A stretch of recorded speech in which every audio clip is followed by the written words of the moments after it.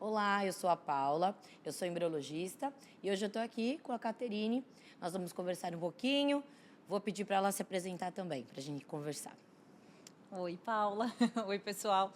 Eu sou a Caterine, embriologista, sou suporte clínico do grupo Vitrolife e instrutora do Embryoscope, né, que eu acho que é o principal assunto que a gente vai falar hoje, que é uma incubadora de time-lapse. Né? Então, muito obrigada pelo convite para eu estar aqui. Vamos trocar umas ideias, né, para que o médico, o paciente consiga entender um pouquinho mais desse mundo de tecnologias. Vamos ver o que a gente consegue nessa nossa conversa. Com certeza. A gente tem um caminho muito grande, né, da fertilização, então o que acontece no laboratório, na verdade, na clínica, né, o paciente chega, passa dias fazendo o preparo para chegar no dia da coleta, e muitas não sabem o que acontece naquela uma semana que o embrião fica em cultivo no laboratório, né? Sim, realmente. Então, para o pessoal entender da onde a gente está falando, né, estamos aqui no Áurea, Centro de Fertilidade. É um laboratório com conceito aberto, né, para que os médicos independentes possam utilizar o laboratório e mesmo os médicos que tenham o seu centro de reprodução, mas que não tenham essa tecnologia, possam também utilizá-lo. Muito legal. E o laboratório está lindo. Legal, obrigada. Paula, então as pacientes elas vêm aqui exatamente no dia da coleta? Sim. Então, essa é a porta de entrada da paciente. Então, o médico ele vai fazer o preparo do estímulo no consultório dele. Estando pronto para a punção, né, para a coleta folicular, ele entra em contato, faz o agendamento.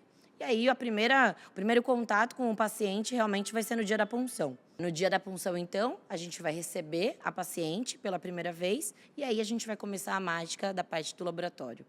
E aí a gente vai ter, então, a captação do óvulo e depois disso o cultivo embrionário por mais ou menos, vamos dizer assim, uma semana, né, que os embriões ficam aqui até que a gente tenha biópsia, congelamento ou transferência do embrião. Isso. Então, agora a gente vai contar um pouquinho melhor sobre o que acontece nesse tempo, né? Desde o dia que ela vem para a coleta até o dia que a gente espera que ela saia daqui grávida. Com bons embriões. Isso mesmo. Então, a gente recepciona a paciente.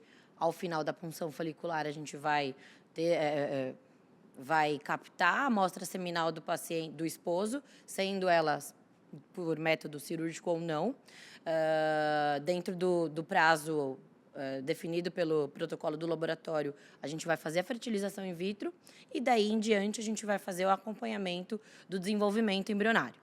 No método tradicional, a gente iria retirar a placa da incubadora e fazer a avaliação no micromanipulador, isso diariamente, ou a cada alguns dias específicos, sendo normalmente primeiro, terceiro e quinto, sexto e sétimo dia. Já no Embryoscope, né, com o sistema time-lapse, aí eu acho que você consegue falar um pouquinho mais pra gente. Sim, com certeza. Então, assim, a gente tem no primeiro dia a coleta do material, a fertilização, né, que vai ser, normalmente a gente faz por ICSI, né, então nos casos de masculino grave ou não. E aí esse é o primeiro dia, então o dia 0, né, que a gente chama. A partir daí, a gente vai ter do dia 0 até o dia 5, pelo menos, esse embrião dentro da incubadora, né. A maioria dos laboratórios, hoje em dia, já utilizam incubadoras que são trigás. Né? Então, isso já é uma evolução, né? Porque existem ainda alguns laboratórios que usam incubadoras que não têm essa baixa tensão de oxigênio, né? O nitrogênio para fazer esse consumo do oxigênio. E aí essas incubadoras já estão um pouco mais longe do que seria o ideal, do que seria o que a gente mimetiza do in vivo, né? Então, acho que essa é a ideia do laboratório. Esse tempo todo que a gente está com o cultivo ali é chegar o mais próximo possível do que seria o que acontece dentro do corpo da mulher. E aí, nesses 5 dias que o embrião fica em cultivo no laboratório, então, aqui no Áurea, ele vai estar no que tem de mais moderno para cultivo embrionário hoje em dia, que são as incubadoras de time-lapse e, na verdade, o Embryoscope, precisamente. Por que eu digo não só um time-lapse, mas sim o Embryoscope? Porque a máquina do Embryoscope ela é realmente feita da maneira que a gente consegue manter o cultivo, hoje em dia, o mais estável possível. Em questão de temperatura, então, de manter 37 graus, em questão dos gases, então, mesmo quando a gente precisa retirar ou colocar alguma placa dentro da incubadora, os gases eles voltam para as concentrações ideais, assim, na verdade, não tem mudança, né? Então, a gente consegue manter isso muito constante. E por que tudo isso? Para a gente manter também o pH, né? Então, a gente fala sempre temperatura, pH, osmolaridade, quando a gente está conversando com embriologistas ou com os médicos para explicar sobre isso. E é muito legal de saber que realmente tudo bem, a gente não está dentro do corpo da mulher, mas tudo que a gente tem para oferecer de melhor hoje, a gente consegue oferecer aqui no laboratório, né? E para quem fala que Embryoscope não traz mais gravidez do que a tradicional, o que você vai falar? Para quem me diz isso, eu gosto sempre de falar sobre a parte do quanto o cultivo estável pode melhorar o resultado final do ciclo. É que é muito difícil a gente comparar isso quando a gente fala de uma incubadora convencional e um time-lapse para um mesmo ciclo. Porque você, por mais que você divida os óvulos, a gente sabe um óvulo e o outro não é a mesma coisa, né? Então, se você pegar 2 ciclos da mesma paciente, você também não vai ter o mesmo resultado necessariamente. Então, é muito difícil de você ter esse comparativo. Mas nós temos muitos estudos que mostram, isso, estudos antigos ainda, antes do time-lapse mesmo, que só você retirar o embrião menos vezes, a placa do embrião, um número menor de vezes da incubadora, então você não estar trazendo essa oscilação de pH, temperatura e tudo mais, pode resultar em resulta em embriões de melhor qualidade, ou mesmo até um número maior de embriões no final do ciclo. E aí, claro, estudos controlados em relação à divisão dos óvulos e tudo mais, né? Então, assim, a gente pode ter essa primeira impressão de que não está melhorando, mas sim. E o que acontece é principalmente em relação ao que está dentro da célula e coisas que a gente às vezes não vê, né? Então, tudo bem, um embriologista ele pode levar uma placa a algumas flutuações de temperatura e ainda assim ter blastocisto. Mas esse blastocisto, ele não teria a mesma qualidade, o mesmo potencial do que se ele mesmo não tivesse sido submetido a essa flutuação de temperatura. Né? Ou mesmo isso com todas as outras coisas de pH e tudo mais que a gente pode falar do cultivo. Né? E aí, em relação a taxas de gestação, a gente também sempre vê um incremento, isso especificamente quando a gente fala do Embryoscope. Então, se você pega um laboratório que ele compara a incubadora tradicional dele e o Embryoscope, todo laboratório faz um estudo de validação, né? Assim, na hora que entra uma incubadora nova, qualquer equipamento novo no laboratório, as taxas também são sempre maiores nesses estudos. Então, tem uma lista completa. E aí, quando a gente vai para trabalhos na literatura, eu sei de vários que quando a gente coloca tudo no mesmo cesto, todos os time-lapses, todas as ferramentas de seleção, a gente acaba não vendo resultado. Mas isso é porque uma incubadora é muito diferente da outra. Sim. E uma ferramenta de seleção também é muito diferente da outra. Então, essa ferramenta de seleção ela só está me ajudando a saber se eu vou ter blastocisto, ou essa ferramenta de seleção está me ajudando a ver se esse embrião vai chegar a uma gestação. Né? Então, são coisas completamente diferentes. Você tem um blastocisto não quer dizer que você vai ter uma gestação, sim, ou mesmo ferramentas para você ver ploidia de embrião, ela não quer dizer que um embrião euploide vai engravidar. Né? Então, uma coisa não é necessariamente a outra. Então, a gente precisa ser um pouco mais crítico quando a gente avalia os trabalhos e tentar agrupá-los também em relação a essas coisas. Além da parte do cultivo que a gente estava conversando, também nós podemos pensar, bom, então se eu colocar em uma incubadora a plaquinha, deixar fechada ali do 1º ao 6º dia, não mexer nesse embrião, eu vou estar mantendo a 37 graus, no pH ideal, em todas as condições que seriam as mais próximas do perfeito também, né? Por que qual que é a diferença do Embryoscope? Vai diferenciar, exato. E aí vem a outra parte, que é a parte que dá muito trabalho para muitos embriologistas, logo que conhecem o equipamento, que é a quantidade de informação que a gente acaba tendo nesse cultivo, né? Então, é muito diferente você ter uma foto sendo tirada a cada 10 minutos, em 11 planos focais. Então, como se o embriologista realmente estivesse no microscópio, fazendo um filme todo do embrião, do que você pegar o óvulo no 1º dia e o embrião no último dia. Na verdade, para quem se acostuma a lidar com o Embryoscope, quando pega um embrião em 5º dia apenas, naquele momento a gente fica, oi, como assim, né? Me conta um pouquinho mais, o que aconteceu com você nesse tempo, né? Acho que você também deve ter tido essa mesma experiência que eu, né? Quando você mudou de um cultivo para o outro. Com certeza. É o que a gente sempre fala. Tem muita informação que a gente precisa entender aonde a gente vai usar, né? Toda essa bagagem, né? Tudo que o Embryoscope nos dá na mão, e aí, o que eu faço com esse monte de informação? E foram anos, né, de trabalhos, estudos, na verdade, até hoje a gente ainda continua aprendendo com essas informações que a gente acaba obtendo, né, desse cultivo, e graças a Deus a gente já chegou num ponto em que existem ferramentas realmente que nos ajudam nesse ponto, né, para a gente não precisar perder muito tempo ali avaliando tudo o que aconteceu naquele desenvolvimento do embrião. Então, teve muitos eventos celulares que a gente não fazia ideia que aconteciam, né? De uma célula dividir para 3, por exemplo. A gente não sabia que isso acontecia. Aí chegava no 3º dia do desenvolvimento, o embrião estava lindo. chegava no quinto, não tinha acontecido mais nada, tinha parado de se desenvolver. Né? Hoje a gente sabe que uma das coisas que acontece com frequência nesses embriões é isso, ele teve clivagens que não eram normais. Né? O embrião ter 7, 8 células, depois ele regredir, a gente achar que tinha avaliado errado. Também E não, de que ele acontece. volta, ele reabsorve. Todo mundo já achava que estava maluco nesse ponto, né? Tava, não contei direito, tava com sono, mas não, realmente o embrião pode fazer isso. A gente acaba descobrindo muita coisa que o embrião mostra que a gente achava que era a loucura da nossa cabeça. O mesmo quando a gente avalia na quinto dia pela manhã, você vê um blastocisto bonito. De repente, você volta mais tarde, aquele blastocisto não tá legal, né? Ainda mais se for uma colega sua que tiver avaliado, você fala, você tá doidona, né? Ele enfeiou, né? Pois é, isso acontece. Né? Então, também fica muito mais fácil a comunicação, né? Entre embriologistas, embriologistas-paciente, embriologistas médico, médico-paciente, tanto quando as coisas dão certo, quanto quando elas não dão.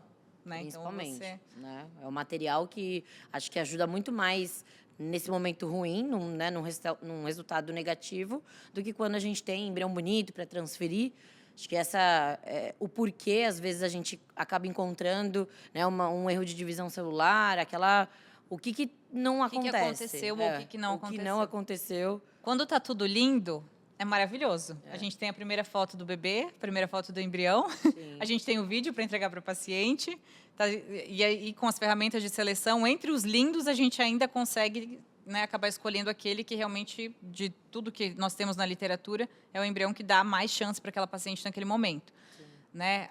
E aí, quando as coisas não vão bem, a gente pode sentar, avaliar, explicar, né, e tentar mudar alguma coisa, ou enfim, pelo menos realmente saber o que aconteceu naquele caso. Então, Paula, quando a gente chega no quinto dia, ou sexto ou sétimo, né, no estágio de blastocisto realmente, você avalia os embriões aqui no laboratório, provavelmente com a classificação de Gardner, né, que é conhecida pelo mundo inteiro. Sim. Né?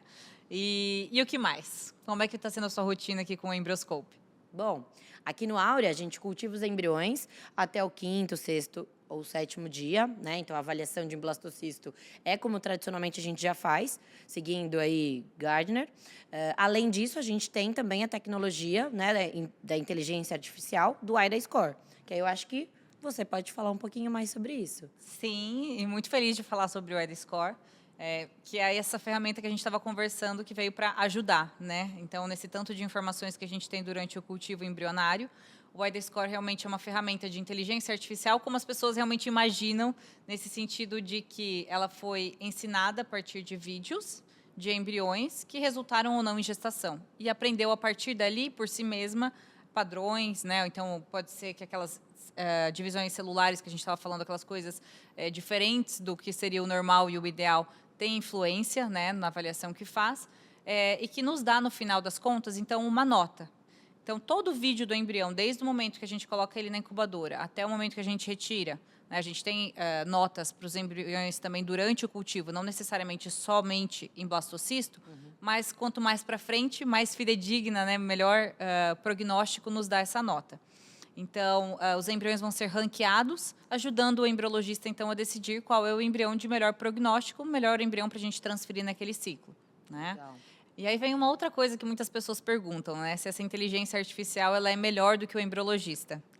Então, eu já ouvi essa pergunta algumas vezes, e, na realidade, ela tem um papel que de ser tão boa quanto, mas muito mais rápida. Né? Então, ela vem nesse propósito de realmente ajudar na rotina. Né? Então, a gente sabe, a rotina é uma coisa, né, que envolve muitos procedimentos durante o dia, né? Apesar de a gente ter comentado sobre o dia da captação somente e depois o cultivo que o embrião fica em laboratório fechado dentro da incubadora, nós temos muitos procedimentos acontecendo no laboratório. Né? E essa avaliação ela é uma etapa importante. Então, você ter uma ajuda nesse momento que seja tão boa quanto a de um embriologista experiente, né, e sempre também consistente, né? Então, a nota que ele dá uma vez vai ser a mesma nota sempre, independente de se dormiu bem à noite ou não. A gente usa esse exemplo, às vezes, né, meio brincando, mas a gente sabe que os embriologistas eles podem ser inconsistentes nas suas avaliações. Então, é uma ajuda que vem para ser tão boa quanto o que a gente pode ter de melhor no laboratório. E sobre a parte de diploidia, que eu acho que é depois dessa parte de se o embriologista vai ser substituído ou não por tecnologias, a parte da diploidia, né? Como acho que é a segunda o segundo assunto mais falado da reprodução depois de inteligência artificial é a gente falar em teste genético, em análise embrionária. Será que essa tecnologia Essa inteligência artificial pode substituir, consegue, né, a biópsia embrionária, né, nesse ajudar sentido? também nessa escolha, né, nessa seleção? E aí? Sim, bom, o iDScore, ele é um software que foi pensado, né, que foi feito, que foi realmente desenvolvido para a predição de gestação clínica, tá? E aí a gente volta um pouquinho para o que a gente comentou antes, que não necessariamente todos os embriões euploides resultam numa gestação clínica, né? E também, por outro lado, não são todos que resultam numa gestação clínica que são euploides. A gente sabe que tem algumas trissomias, né, que podem resultar em nascidos vivos também. Sim. Enfim, mas esse caminho de você passar de um software que foi desenvolvido para a gestação clínica para a haploidia, ele tem uma correlação, obviamente, e a gente tem vários estudos que mostram que sim, a gente pode fazer essa correlação. Então, tanto, por exemplo, se uma paciente tem muitos embriões para biopsiar e ela não quer biopsiar todos, você pode escolher os que têm melhor nota para biopsiar primeiro, ou então depois que a gente já fez uma biópsia embrionária e aí a gente tem mais de um euploide, eu quero saber qual dos embriões eu transfiro, se eles são morfologicamente também parecidos e você continua, né, nessa seleção, você pode ir pelo iDScore, porque o iDScore ele avalia mais do que somente a haploidia. Então, tem mais coisas do que a haploidia que estão envolvidas numa implantação. E aí tem mais alguma coisa aí que a gente consegue perceber que o que a gente tem nesse ranqueamento, né, nessa nota, realmente condiz mais com o embrião de melhor potencial. O que mais que a gente pode falar? Eu não sei se você já ouviu falar, mas aqui no Brasil, em setembro do ano passado, a gente lançou o Embryoscope Club. Que Foi no congresso, foi no simpósio do IDEA que rolou? No simpósio do Ideia Fértil, a gente lançou, então fez a primeira edição. O que foi isso? Foi um clube juntando as clínicas do Brasil que tem Embryoscope, exatamente. Porque a gente já tem muito conteúdo. Então, essas perguntas que a gente costuma ouvir, né, sobre a correlação dos dados com um parâmetro ou outro, tem muitas clínicas que há muitos anos vêm estudando isso, não só no Brasil, mas no mundo. Então, a gente já tem o Embryoscope Club no Japão, a gente tem o Embryoscope Club no Pacífico, não, das clínicas do David Gardner, por exemplo, ali, né, da parte da Austrália. Sim. E aí a gente acaba trocando um pouco de experiência do que as clínicas têm também. Não necessariamente todas as clínicas chegam a publicar os trabalhos, né, em revistas que a gente acaba vendo, Sim. mas tem muitos abstracts, tem muitos especialistas que também acabam respondendo perguntas que nos ajudam a compreender melhor o software e fazer com que todas as clínicas que estão focadas nisso, que é propiciar o melhor para o paciente, consigam ir subindo, né, o seu nível científico, o seu nível de profissionais, né, técnico realmente, para caminharem juntas em prol do paciente. Muito legal. Esse clube ainda é fechado, por exemplo, é o Embryoscope Club Brasil, só as clínicas do Brasil. Ainda não tem algum encontro mundial? Estamos a caminho de fazer alguma coisa assim. Por enquanto é fechado, mas o meu papel é trazer o que eles têm de informação também, né, para cá. O que é falado em cada região. Exatamente. Eu tento você trazer traz. para cá. A gente traduziu já muito conteúdo em japonês também. Que legal. Eles são, imagina, o Japão, ele tem acho que mais de 200 embrioscopes naquele pedacinho. Aquele tiquinho de país. Exatamente. Eles estão há muito tempo. Realmente, eles falam standard of care. Então, é o padrão de tratamento. E se você não está ali, você está atrasado demais, né? Todos têm. Exatamente. Né? Assim, todos os centros têm lá. Exatamente. Então, é o normal para Que legal. eles, né? Então, tem... A vivência deles é infinitamente maior do que a nossa, né? Já com essa quantidade de equipamentos, acho que é isso, é o trazer básico, essa né? expertise, né? Então, realmente incorporar isso para cá. E também, nós com certeza temos a nossa contribuição, porque também os países, eles têm diferentes condutas, né? Vamos dizer assim, diferentes perfis de paciente, de tratamentos. E também proporcionar a eles, né, o nossa expertise, que nós também temos, também é importante. Então, esse intercâmbio está acontecendo e eu acho que vai acontecer cada vez mais, em uma velocidade cada vez maior também. Sem dúvida. Muito legal. E me conta, como é que é para paciente durante o cultivo? Você acaba avaliando o embrião também? Você entra em contato com ela ou é só no estágio de blastocisto? Não, então aqui a gente gosta desse contato, até para esclarecer as dúvidas. A gente avalia nos dias-chave, né, como eu havia dito, normalmente no dia da fertilização, no terceiro dia e depois no estágio de blastocisto. E aí a gente libera informação via sistema e também a gente entra em contato. A gente gosta de fazer uma ligação. Nesse momento a gente consegue entender melhor, né, às vezes questões que as pacientes têm até anteriormente em outros ciclos, e a gente consegue esclarecer. E as pacientes gostam muito desse contato, né? Gostam bastante. Todo o projeto foi pensado no acolhimento ao paciente. Então, toda a infraestrutura montada foi para receber a paciente da melhor forma possível. Então, além de toda a estrutura da clínica, a gente também pensou no acolhimento, tanto do médico que venha de fora de São Paulo, quanto da paciente. Fora de São Paulo, fora do Brasil. Sim, então... tem muita gente que busca, né? Então, a gente sabe que tem muitas pacientes que já passaram em outros centros diversos lugares do Brasil e que vêm para São Paulo realmente buscando o melhor tratamento possível, porque é a última chance delas, não aguentam mais, né, alguma coisa assim, ou mesmo por experiências de outras pessoas, né, elas acabam também buscando isso. Que legal que vocês têm toda a estrutura montada. Muito legal. Bom, quero agradecer a presença, né, da Caterine. Obrigada pelo papo, pela conversa. Seja bem-vinda para os próximos encontros. E a gente vai se falando e agradecer também quem nos acompanhou nesse momento. Obrigada a você. Imagina. Até a próxima, então. Até. Tchau, tchau.